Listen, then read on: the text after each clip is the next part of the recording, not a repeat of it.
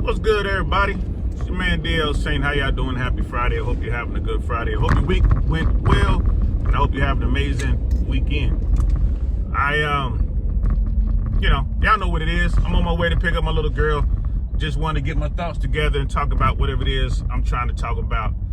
And what I want to talk about today is the Brick Lady. The Brick Lady is definitely who I want to talk about.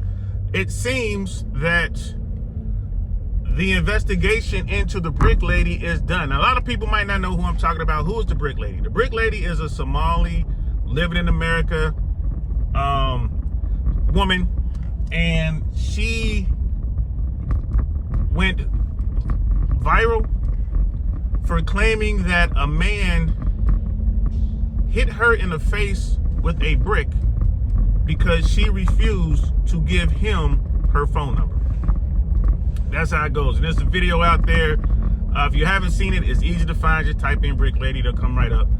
And she had this swelling on the side of her face, like severe swelling. And I talked about it on the podcast, DL Saying I Really Want to Know podcast. And I was suspect from the beginning. I'm like, man, that's awfully, I don't know, that just don't sound right. I'm no stranger to extreme violence. And the one thing about extreme violence, people like, well, generally you have to do something for someone to act out in such a way. That's not true. There are people out there who just want to hurt you, and they'll hurt you for any reason under the sun. They don't need a reason to do something like that. I've seen people get hit with, objects like blunt force trauma, everything from baseball bats to golf clubs to a sock with batteries in it. Like anything. I saw a guy get beat down with a kickstand from a bike. You take the kickstand out, so they just beat this dude down with that. So her swelling was just so intense and shiny. And I'm not in the medical field. Again, I've seen a lot of trauma. I've seen all sorts of stuff. Stab wounds, gunshot wounds, you name it. But I don't know. It was just something about it like, oh, man, I don't know, man. This doesn't look right. So anyway, she makes this video. It goes viral. And you have all the folks in Black YouTube and in like the urban community coming out saying, this is a shame. No one helped this woman because she's screaming, I got hit with a brick, and no one was trying to help her. All the men were just standing around looking at her. And that's the part that struck me odd. If someone gets hurt like that, especially a woman, even in the hood, dudes are gonna at least come up and see what's going on. Dudes still do that. But this woman has a reputation in her neighborhood. She has a reputation, and now she has a reputation worldwide because of this. So, I thought that was odd, that no one really was kind of trying to figure out what's going on, and she's screaming and pointing and accusing these guys of not helping her, and they saw everything, and the guys were like, we didn't see nothing. And right away there were videos coming out. These guys were like, nah, man, we were here. She just popped up out of nowhere. She was wearing a mask allegedly, and then she just took the mask off. She had the swelling, and she started saying these things, and she posted the video. And there was also a GoFundMe account set up for her. And that GoFundMe allegedly had around $42,000 or whatever that people sent. All right, that's the background. So, all this took place in Houston. Apparently, the Houston Police Department has a warrant for her arrest. And they're communicating with her. I guess they're trying to get her to turn herself in. I think she may have turned herself in already. And this is Friday, Friday, January 19th. Today's date is January 19th. And she may have already turned herself in. There was a long investigation. The Houston Police Department really took their time to investigate this occurrence. And by all accounts, it looked like they did a very thorough job. And they really started looking into this woman. And allegedly, it seems that this is what she does. She goes out, she makes these claims, she goes viral, she sets up a GoFundMe, or have someone set up a GoFundMe for her, and she just collects the money. And I tell you what, I think that's a very sad thing. You know, she's not the only person out here doing this. There's guys out here taking advantage. There are women out here taking advantage. And the thing is, when people do this, they really hurt true victims. There are real victims out there. There are people out there dealing with some serious issues, man. They're dealing with all sorts of stuff. And that's who gets hurt. I don't know why this is. I mean, I have my thoughts. We all have our thoughts on it. It's a quick lick. It's easy money. It's instant clout, and people want attention. But they just don't care about the damage that they're doing. When you cry wolf like that, no one wants to believe, not only you, but anyone. You become jaded towards society. I know I'm jaded when it comes to people who are homeless and whatnot. They claim to be homeless.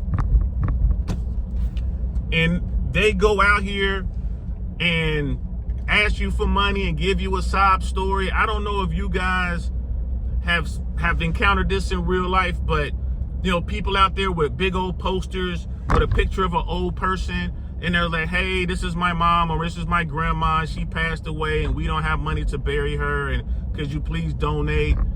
You know, that kind of stuff. Or the people out there like just down on my luck and they got the kids there, can you donate?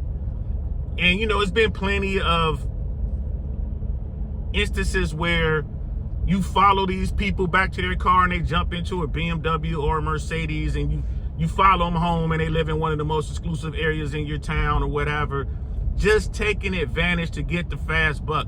And people think, well, come on, man, they only getting $1 here, 50 cents there. Man, that stuff adds up. Sometimes people will throw $50 in the bucket. They'll throw $20 in the bucket. That adds up. And if you're got your young kids with you and you're a female, people feel extra sorry for you. It is what it is. You know, I'm not judging. It is what it is. You got a young woman out there screaming help and needing something. She's going to get help before a young man goes out and says the same thing. It just, people want to help women and young kids. All right, it's cool. I get it. But the brick lady, I'm glad that she got arrested. I'm glad that they did a full investigation. I hope that she gets an appropriate sentence. I hope she gets jail time. I certainly hope they make her pay for that investigation. They make her, you know, GoFundMe has allegedly banned this woman from ever using their platform. And allegedly they refunded everyone who donated to that latest GoFundMe. There was 42,000, something like that. So at least that happened. That's a little bit of justice. But I really believe they should set